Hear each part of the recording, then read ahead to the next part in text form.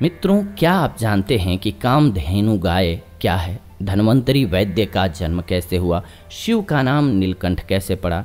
ऐरावत हाथी कहाँ से आया? इन सब का संबंध बहुत चर्चित समुद्र मंथन से है। हिंदू धार्मिक मान्यताओं के अनुसार समुद्र मंथन बहुत महत्वपूर्ण घटना थी।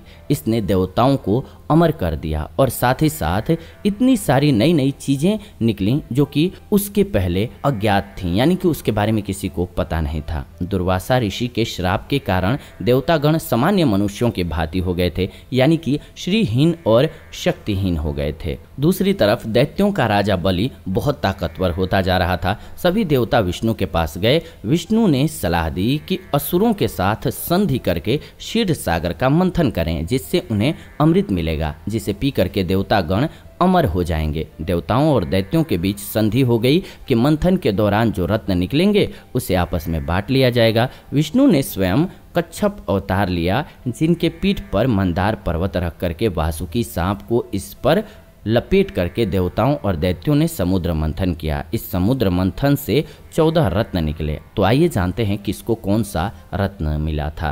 पहला, हलाहल विष। समुद्र मंथन में सबसे पहले काफ़ी शक्तिशाली विष निकला। ये विष इतना ज्वलनशील था कि देवता और दानव दोनों जलने लगे। सृष्टि की रक्षा के लिए भगवान शंकर ने इसे गले में धारण कर लिया। ऐसा कहा जाता है कि हलाहल पीने से शिव को भी समस्या हो सकती है, इसलिए उन्होंने कंठ में धारण करके रखा है, इसे नीचे नहीं उतरने देते हैं। इस विष के कारण ही शिव का कंठ नीला पड़ गया और शिव का नाम नीलकंठ पड़ गया। इसके बाद उच्चैश्रवा घोड़ा। विष के बाद सबसे तेज गति वाला 7 मुख सहित एक घोड़ा निकला, जिसका रंग सफ़ेद था।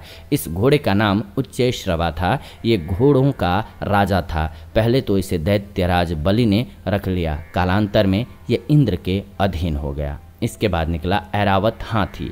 उच्चैश्रवा घोड़े के बाद सफ़ेद रंग और 4 दांतों वाला हाथी निकला। इसका नाम ऐरावत था, जो हाथियों का राजा था। इसे इंद्र ने अपनी सवारी बना ली। इसके बाद निकला कौस्तुभमणि। ऐरावत हाथी के बाद एक चमकदार काफ़ी तेज वाला कौस्तुभमणि निकला, जिसे भगवान विष्णु ने अपने मुकुट में धारण किया। ऐसा कहा जाता है कि चूंकि ये मणि कलिया नामक सांप के कृष्ण को उपहार स्वरूप दे दिया था और कृष्ण ने अपना शरीर धरती पर ही त्याग दिया था, इसलिए ये मणि अभी भी द्वारका के साथ समुद्र में ही कहीं पर है। इसके बाद निकला कामधेनु गाय। उस समय गाय को धेनु कहा जाता था। कौस्तुभमणि के बाद दिव्य गाय निकली, जिसे लोक कल्याणकारी कहा गया और इसीलिए इस कामधेनु को ऋषियों को दे दिया गया। इसके बाद माँ लक्ष्मी। मंथन चलता रहा, फिर धन की देवी लक्ष्मी निकली। इनको पाने के लिए असुर लड़ने लगे, पर लक्ष्मी जी ने विष्णु जी से विवाह कर लिया। इसके बाद अप्सरा रंभा। रंभा बहुत ही सुंदर अप्सरा थी। सर्वगुण संपन्न इस सुंदर नृत्यांगना को इंद्र ने अपने पास रख लिया। विश्वामित्र की तपस्या भंग करने के लिए इंद्र ने इसी रंभा को भेजा था। इसके बाद निकला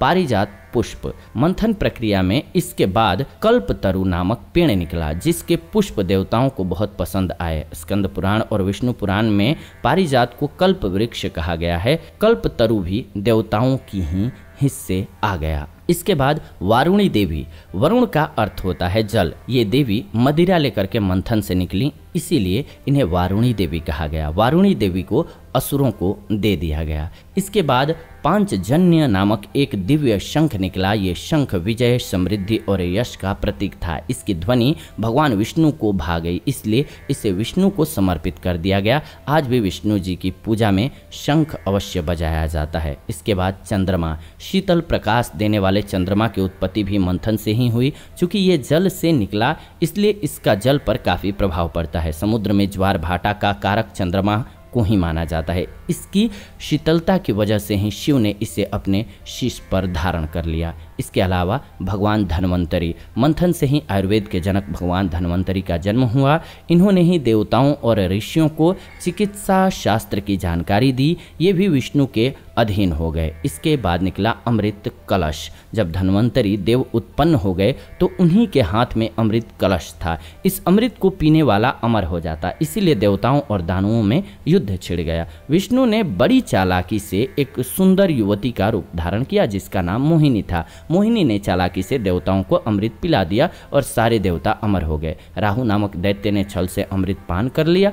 तभी विष्णु ने अपने चक्र से उसके 2 टुकड़े कर दिए। ये 2 टुकड़े राहु और केतु आज भी ग्रहों के रूप में विद्यमान है। संधि के अंतर्गत सभी रत्नों और अमृत पर दोनों पक्षों का बराबर हिस्सा था, पर कुल मिलाकर के असुरों को सिर्फ वारुणी देवी मिली जिनके पास मदिरा था, बाकी सारे रत्न देवताओं को मिल गया था। तो ये था समुद्र मंथन के बाद निकलने वाली सामग्रियों का वर्णन और किसको कैसे मिला और किसके पास कैसे है, इसका पूरा ब्यौरा। आज की वीडियो रही आपके लिए। आपके सवालों के जवाब मिल गए होंगे। आपके मन में कुछ संदेह है तो कमेंट जरूर कीजिए, हम आपके लिए ज़रूर अगले वीडियो में उस कमेंट्स पर ध्यान देकर के वीडियो बनाएंगे। फिलहाल विदा लेते हैं आज की इस वीडियो से। जुड़ेंगे नई वीडियो में।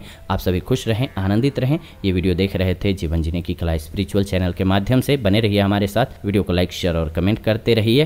प्रेम से कमेंट में जाते जाते लिखिए ओम नमः शिवाय, हर हर महादेव।